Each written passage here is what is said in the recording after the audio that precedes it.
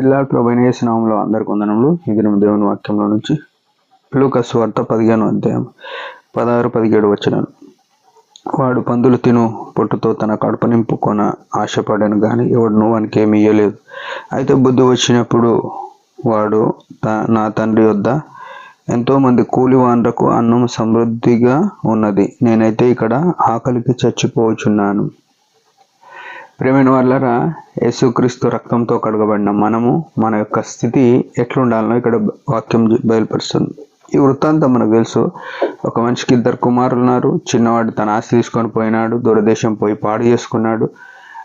పాడు చేసుకున్న తర్వాత ఏమంటాడు, ఆకలి అయినప్పుడు ఆ దేశంలో ఒక ఆయన దగ్గరికి పోయి పందులు మేపడానికి కొలువు కుదిరినాడు. ఆ పందులు తినే పొట్టు తిన్నాడు, కానీ తినడానికి ఆశపడ్డాడు, ఇంకెవరు ఏమి ఇయ్యలే.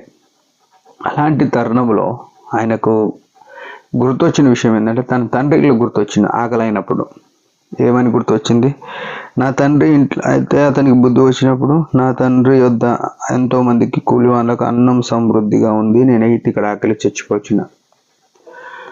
ప్రియమైన వాళ్ళారా, మన జీవితాలు ఎంతో అవమానకరంగా క్రైస్తవులమని చెప్పుకొని బాప్తిసం తీసుకొని ఏంలయ్యి మారుమనసు పొంది పశ్చాత్తాపడి సంఘంలో సేవలో పరిచర్యలో సువార్తలో ఉన్న మనము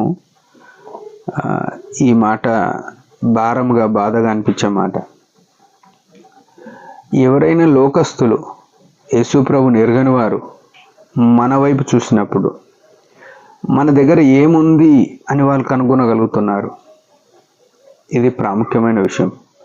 మన జీవితాల్లో ఏం చూడాలంటే, ఇక్కడ అన్నము సమృద్ధిగా ఉన్నది అనమాట. కూలివాన్లకు అన్నం సమృద్ధిగా ఉన్నది అంటే, దేవుని ఇంటిలో దేవుని మందిరానికి వెళ్ళే వారి కుటుంబంలో దేవుని మందిరంలో ఉండే వ్యక్తిలో ఎప్పుడు కూడా సమృద్ధి ఉండాలి అనేది ఇక్కడ బయలుపరచబడుతుంది. అంటే ఇది నా మటుకు నాకు కూడా చాలా సిగ్గుకరమైన మాట. సమృద్ధిలో లేము ఈనాడు. దేవుని సంఘంలో ఎప్పుడు లోటే ఉంది, దేవుని మందిరానికి పోయే కుటుంబంలో లోటే ఉంది, దేవుని సంఘంలో బోధకులుగా సేవకులుగా పెద్దలుగా ఉన్న విశ్వాసులుగా ఉన్న వారి దగ్గర లోటే ఉంది. ఎందుకు ఇట్లా లోటుగా ఉన్నది? ఈ లోటుగా ఉంటే నష్టం ఏంది, లోటుగా లేకపోతే లాభం ఏంది అని ఆలోచన చేస్తే, లోటుగా ఎందుకున్నదంటే, మనము ఆయన మీద ఆధారపడతలేం.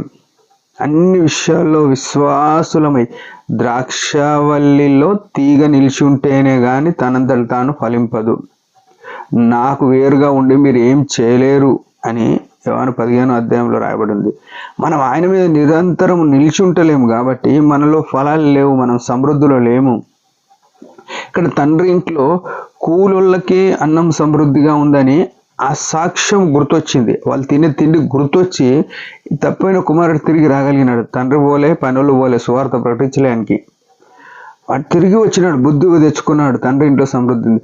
మన గురించి ఎవరైనా ఆలోచన చేస్తున్నారా? ఆలోచన చేస్తే నిజమే వీళ్ళు బాగున్నారు, ఈ సంఘానికి పోయే ఈ విశ్వాసి సమృద్ధిలో ఉన్నాడు, లేకుంటే ఈ మందిరానికి పోయే ఈ కుటుంబము లాభంలో అంటే సమృద్ధిలో ఉంది, లేకుంటే ఈ సంఘము సమృద్ధిలో ఉంది, ఈ సంఘానికి పోతే మనకి ఏమైనా లాభం దొరుకుతుంది అని అనుకునే పరిస్థితిలో ఉన్నారా?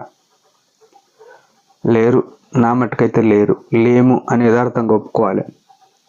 ఎందుకు లేము అంటే, సంఘంలో ఎప్పుడు బడ్జెట్ లేదు, ఏ మీటింగ్ పెట్టలేము అనే మాటలే మాట్లాడతాం. సంఘానికి వచ్చే కుటుంబంలో చూస్తే కొన్ని అప్పులనే ఉన్నాం అని చెప్పుకుంటారు. లేకుంటే ఒక విశ్వాసిగా చూస్తే ఎవరైనా మనకు 10 రూపాయలు అడగడానికి వస్తే ఎప్పుడు ఉన్నా లేవే అంటాం, లేకున్నా లేవే అంటాం. దరిద్రులంగా బైబిల్ ఏం చెప్తుంది అంటే, నీవు 10 మందికి ఇచ్చేటట్టు అప్పిచ్చువాడవుగా లేకుంటే పైవాడవుగా తలగా ఉంచుతా అని చెప్పినాడు ప్రభు. ఎందుకుంటలేం మనం తలగా? ఎందుకు అప్పియలేకపోతున్నాం అంటే, దేవుని యొక్క మార్గములో ఆయన మీద ఆధారపడి జీవిస్తలేము కాబట్టి. మనం బుద్ధి తెచ్చుకొని సమృద్ధిలో ఉండనట్లు అంటే, ఆ ప్రభువు సమృద్ధినిచ్చేవాడు. యెహోవా ఆశీర్వాదము ఐశ్వర్యమిచ్చును అని రాయబడింది. ప్రియమైన వాళ్ళారా, మన జీవితాలు సమృద్ధితో నింపబడినట్లుగా మనం తగ్గించుకొని ఆయన మహిమ కొరకు ఆ సిలువ రక్తం ద్వారా విమోచింపబడిన మనం ఆయన సంఘంలో ఎంతో అభివృద్ధిలోనికి వచ్చి అనేకులు మనల్ని గుర్తు చేసుకున్నప్పుడు ఆకర్షింపబడినట్లుగా వర్ధిల్లుదాం, దేవుని మహిమపరుద్దాం. దేవుడి మాట దించిన యొక్క చిన్న ప్రార్థన. పరమ తండ్రి యేసు ప్రభు నామములో వందనాలు. నిజమైన మా జీవితంలో కొరతలో, లోయంలో, లోటులో ఉన్నాం. క్షమించండి, అభివృద్ధి దయచేయండి. నీ మహిమ కొరకు అనేకులకు సాక్ష్యంగా కనబడినట్లు కృపణీయండి. యేసు ప్రభు నామములో ప్రార్థిస్తున్నాం తండ్రి, ఆమేన్. మీరందరి పరిచర్య గురించి భారంగా ప్రార్థన చేయండి. Praise the lord.